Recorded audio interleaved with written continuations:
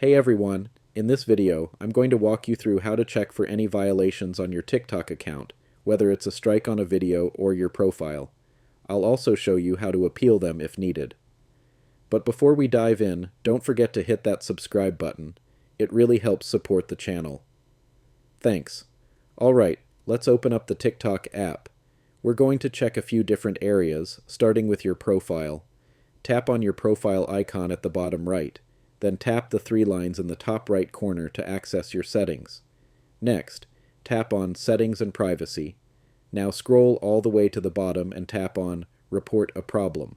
Once you're on this page, tap on Support Tickets, and it will show you your support tickets.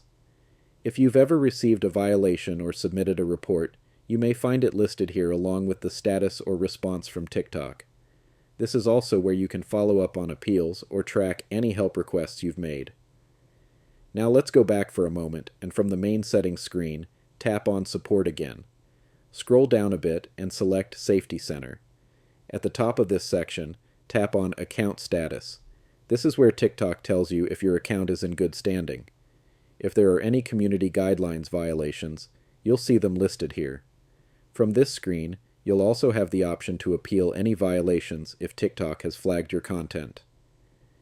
One more place to check is the Report Records section. Here you'll find a history of reports you've submitted against other videos, profiles, or accounts, whether it's for copyright infringement, impersonation, or any other issue. You can also check TikTok's decision on each case and whether they've taken any action, and that's it. Those are all the key areas you need to check if you're dealing with a violation or need to appeal one on TikTok. If this video helped you out, make sure to like, leave a comment if you have any questions, and of course, subscribe for more TikTok tips and tutorials. Thanks for watching, and I'll see you in the next one.